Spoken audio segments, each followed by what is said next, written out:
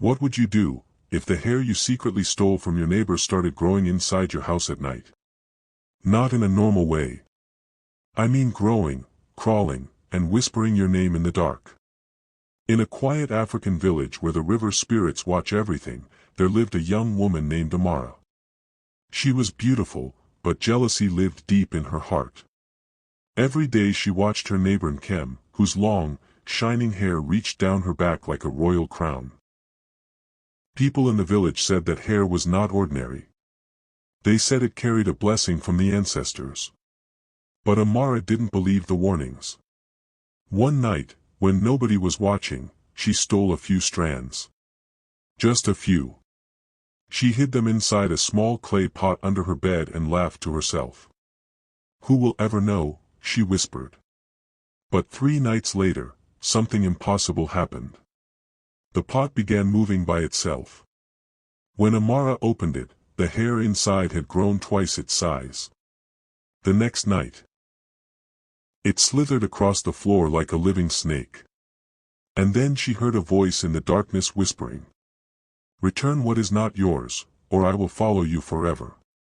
That was the night Amara realized a terrifying truth. She had not stolen ordinary hair. She had stolen something that belonged to the spirits. And from that moment, the hair would haunt her for the rest of her life. So listen carefully to this chilling African folklore story. Because jealousy can steal more than blessings.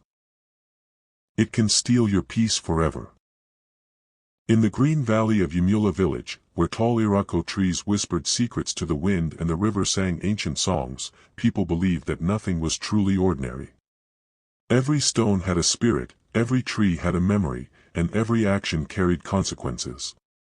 Among the villagers lived a young woman named Amara, known for her beauty but also for the quiet envy that lived deep inside her heart.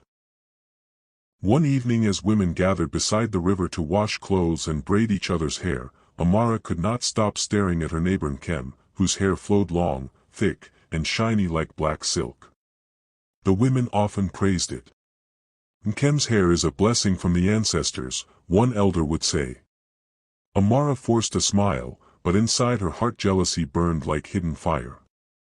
Nkem was gentle and cheerful, always greeting people with kindness. Whenever Amara looked at her, she felt a strange bitterness that she could not explain.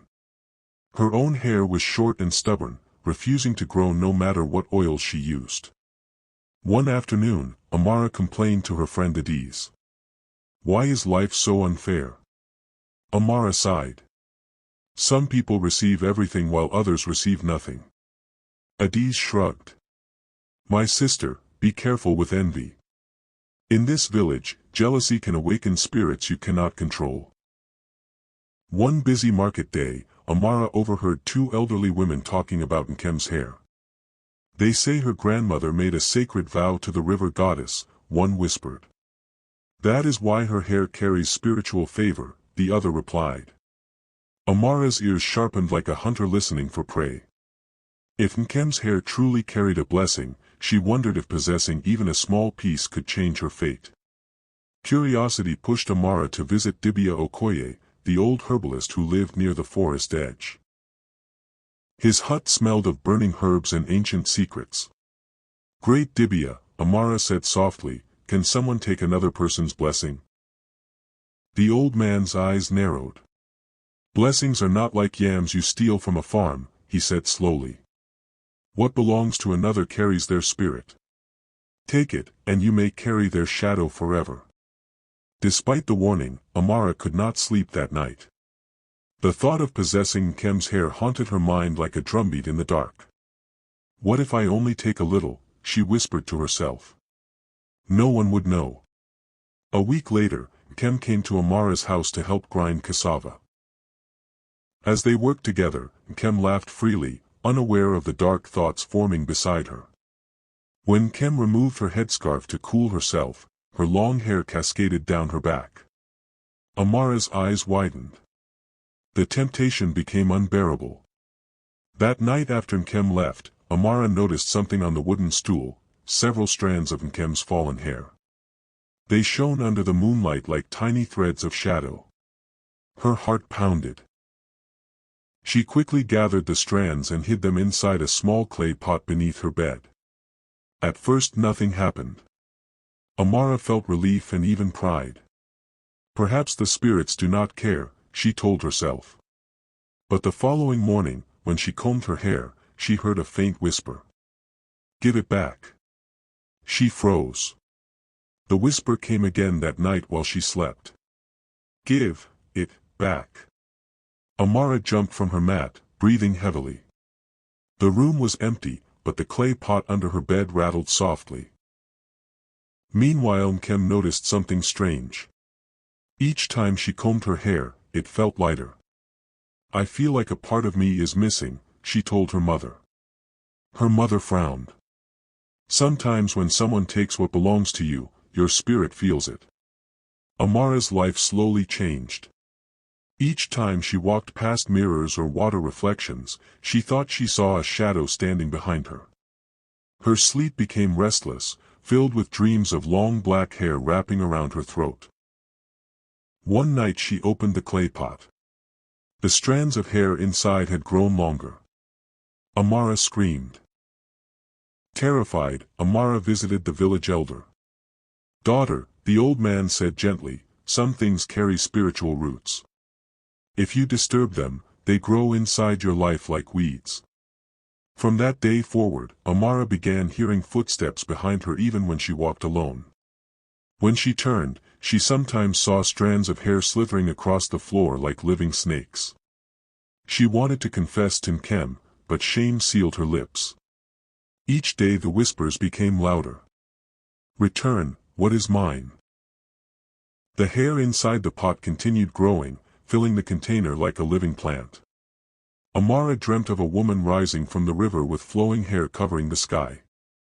Neighbors noticed Amara talking to invisible voices. Nkem dreamt someone was stealing her shadow. Dibia Okoye told Amara. The spirit attached to that hair will never rest. At night the hair crawled out of the pot and across the floor. Amara saw a shadow woman with hair covering her face. Her own hair began falling out. Villagers whispered that Amara had angered a spirit. Amara finally admitted to the herbalist that she stole Nkem's hair. They tried burning the hair, but it refused to burn. The river began roaring at night like a living being. Sometimes Amara spoke with another voice. Nkem discovered what Amara had done. The elders gathered to decide Amara's fate. She was ordered to return the hair to the river goddess. Amara walked alone to the sacred river. A tall spirit woman rose from the water. The hair wrapped around Amara's arms. Amara cried for forgiveness. The spirit watched silently. The spirit allowed her to live but not free. Amara's head remained permanently bald. She lived quietly, avoiding the river. Children called her the hair thief. The memory never left her. Even in old age she heard the voice. Nkem eventually forgave her. The elders turned her story into a warning. Travelers carried the tale to other villages. She spent her days advising young girls against jealousy. The river goddess appeared once more in her dream. For the first time, the whisper stopped. Amara sat by the river watching the sunset quietly. When Amara died, the villagers buried her beside the sacred river. Elders told the children, remember this story. What belongs to another carries their spirit. Steal it, and you may steal your own peace. From that day onward, whenever someone envied another's blessing, they would say, do not take the hair that is not yours.